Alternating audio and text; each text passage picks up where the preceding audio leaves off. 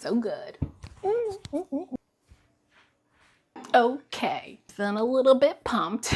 This is one of my keepers, a series of dishes my family loves and I make on repeat. Inspired by my pan-seared chicken parmesan, the version without breading or frying. Today I'm testing a shortcut with frozen chicken and panko baked in the oven with the crunch all on top. Let me show you how it comes together. Getting ready for my chicken parm. Gonna get a baking dish. I have this glass one I'm gonna use. In the jar. Spread it out. Give a little shaky shake. Cool. Easy. Got this huge thing of chicken breast from Costco. I'm gonna try to find some easy pieces that I can put on here. Just gonna align that any way I can. These are frozen. If they overlap, that's okay. Here. This is like an odd shape, but it seems to fit just fine. I got my frozen chicken breast straight into this pan. Easy. Easy peasy. Now you can see this however you would like. Doing some salt. Doing some pepper. Doing some onion powder. And some garlic powder. Oops. Now, I like some crushed red pepper. So, oops, we're just doing a couple of there.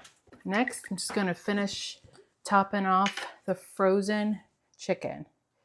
A little dollop. Just spread it around. There's no right or wrong way to do this. I'm just looking to cover it. I'm just going to spread this out. Make sure all the crevices of the chicken get covered. Maybe there is a right way to do it. Next, we're just going to put foil on it. And I want it tight.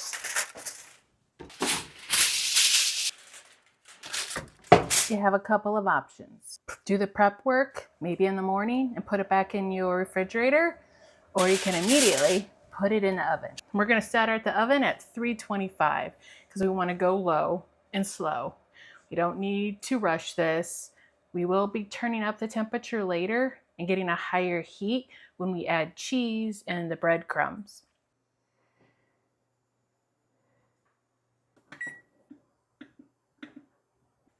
Going in. In this situation, the oven has not come to temperature yet, but it's okay. It's not necessary for it to have that big heat impact. We're just gonna allow it to raise to temperature together, and this will be in there for about 20-25 minutes. I want to add some fresh garlic. I'm gonna add some more pasta sauce to this after this gets cooked up, just to give some freshness. And then to this pre-made jar sauce, I also have some fresh herbs. I am using a red onion, but you can certainly use a white or yellow, any onion you have, shallots. I do like the sweetness that a red onion gives.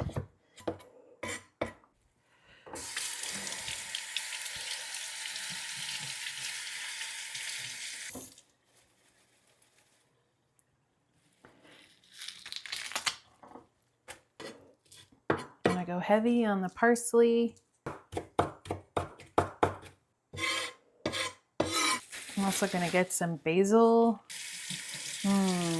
Nothing like a good smelling basil. I don't really have anything else to use this with, so I'm going full basil.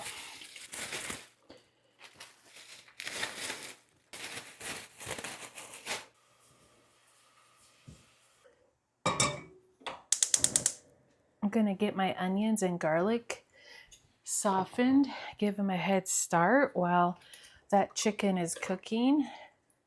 I'll start with my onions. And I'm okay with the garlic going in.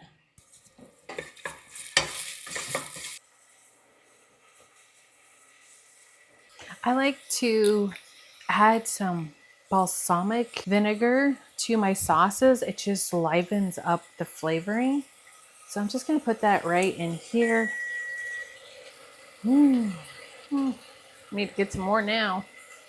I'm also going to add a little bit of the red pepper, just a couple. A little bit pepper. Now I am going to cook these onions until they're somewhat translucent, and then I will add the rest of the sauce. I'm going to add some of that parsley now.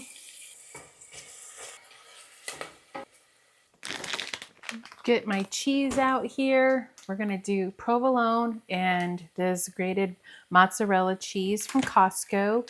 And I'm also doing these panko breadcrumbs and the Parmesan cheese. And we will use it as our crust and then shake on the Parmesan cheese. Sauce. Oh my goodness.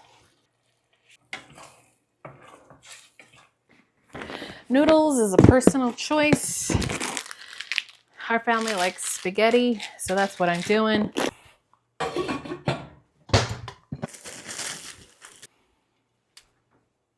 Now you do need to salt your water for your noodles.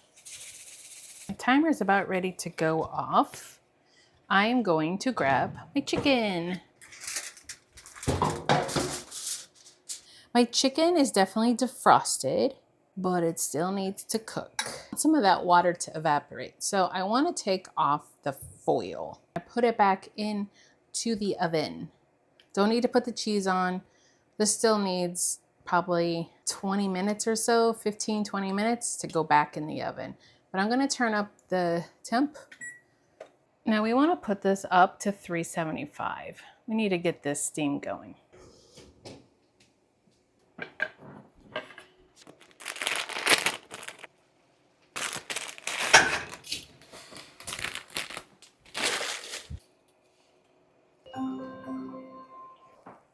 It smells so good already. I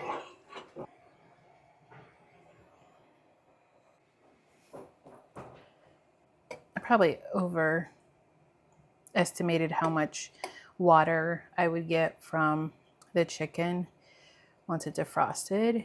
A little soupy than I would like. It smells really good. I'm just gonna put it back in.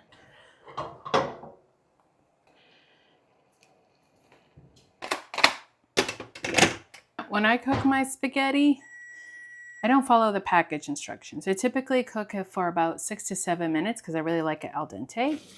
And as it sits, it's gonna still kind of steam. So, oh, can you see me?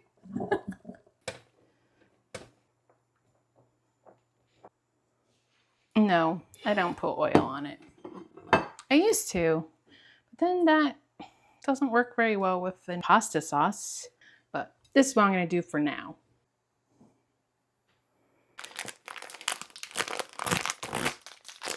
Get my provolone ready.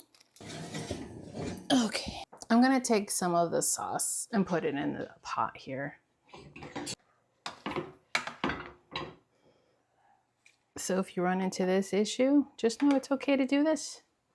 I just want enough here so that I can bake off the cheese. So I just want to expose some of the chicken. So let's put some mozzarella cheese on all of this. I'm going to focus on the chicken, but I'm also not going to worry about it. I'm going to pile it high. The cheese is going to get ooey gooey into the sauce.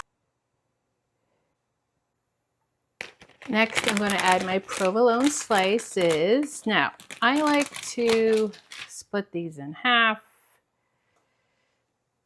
lay it out.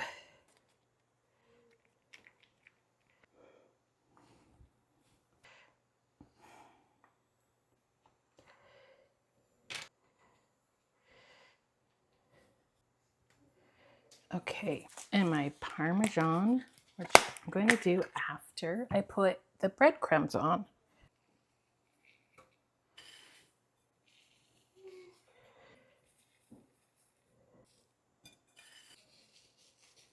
And just gonna layer my basil around here.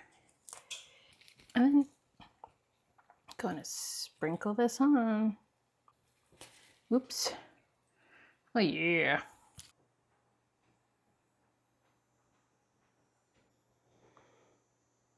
Now I am gonna do a quick little, I don't think I need to, but just in case. All right, this beautiful dish, oh my goodness, going back in. And I do have my bread in there, my garlic knots. I'm gonna get that out pretty soon. Oh, they're done.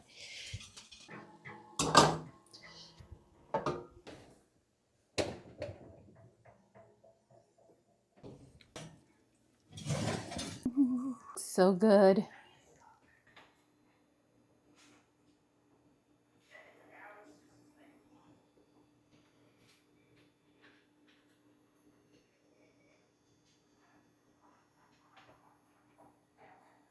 Could you keep baking this? Sure. I'm good though, I'm tired. Now, how I like to serve it up is take some pasta sauce and layer it down on my noodles.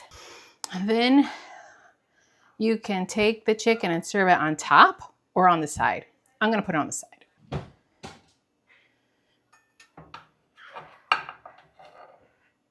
Ooh, oh my.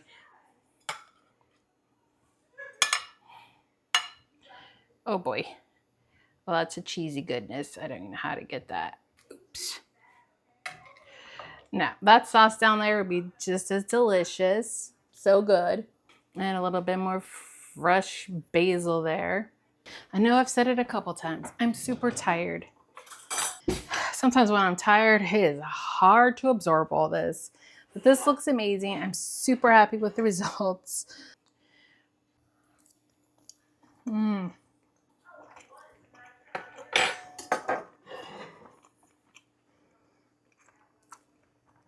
Very tender, not dry.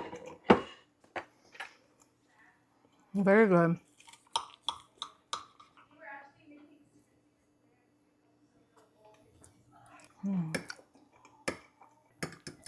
Low effort, besides some of my mistakes. But you can just learn from me. My first time trying to do it this way. I've done other versions, but I never did the panko.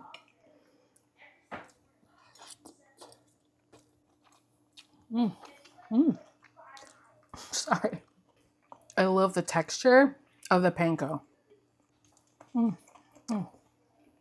Yes. Thanks for watching. I appreciate you.